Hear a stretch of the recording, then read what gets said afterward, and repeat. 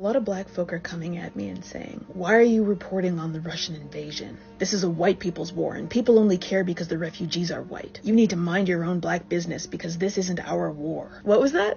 You'd like me to tackle two social issues at once? Yes. Let's. I love shit like this. It's how I keep my Takayuki knife sharp, which is my brain. Mind my own black business, you say? Please, allow me to widen your narrow scope for a moment. Let's talk about wheat! Russia's the largest wheat exporter in the entire world, exporting about $8 billion worth of grain every single year. Ukraine is the fifth largest, exporting about $3 billion worth every year. And it's considered the breadbasket of Europe because 71% of its land is agricultural. And that harvesting land is the size of Italy. Ukraine is also the biggest exporter of seed oils in the world, like safflower and sunflower. Both countries export over 25% of the entire world's wheat. Know where I'm going with this yet? Too early?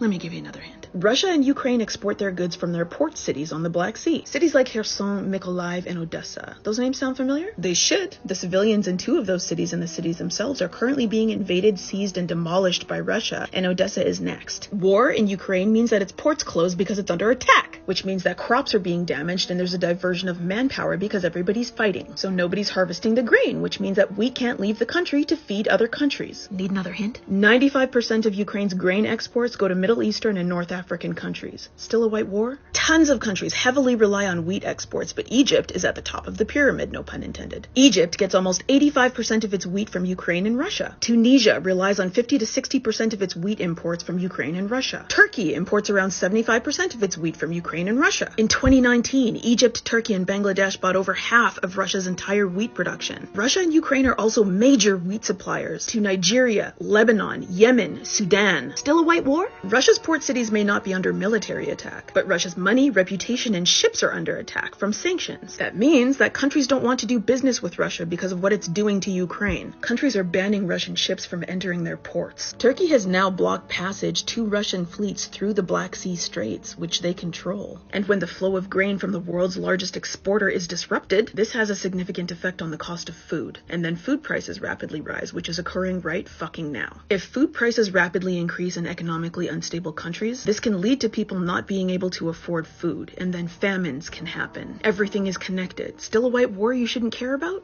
Now factor in global warming, which is creating endless fires, destroying massive amounts of crops, and creating some of the longest droughts that humanity has ever seen. Then factor in an already disrupted supply chain from a pandemic. Prices for food were already high before this war started. Wheat's at its highest level in 14 years, and corn is at a 9-year high. Morocco is a huge wheat and barley producer, but it's in the middle of a 30-year drought, which means that it needs to increase its wheat imports too. Tunisia is down and out, strapped for cash. Yemen and Sudan are economically depressed. Lebanon has 1 month of wheat left in its mills, and then it's shit out of fucking luck. And Lebanon currently has an 80% poverty rate. Do you think these people can afford food price increases? These countries now have to frantically rush to find alternative countries to buy wheat from that they can already barely afford. And right now, there are too many countries to list that are walking on the edge of a food crisis. And when you're that close to falling off the cliff of starvation, food prices cannot be disturbed, because if they are, that can trigger political conflict within countries. Rising food prices can cause riots. Food has triggered revolutions when people don't have any. Tunisian bread riots. Food instability in Sudan toppled a president. Still a white war? When countries rapidly have to find alternative countries for their food, import prices are higher. Grain may take longer to get there because it has to go via different routes. Transportation costs are higher, which many of these countries can't afford. Another important point. Belarus is the second largest exporter of potassic fertilizer in the entire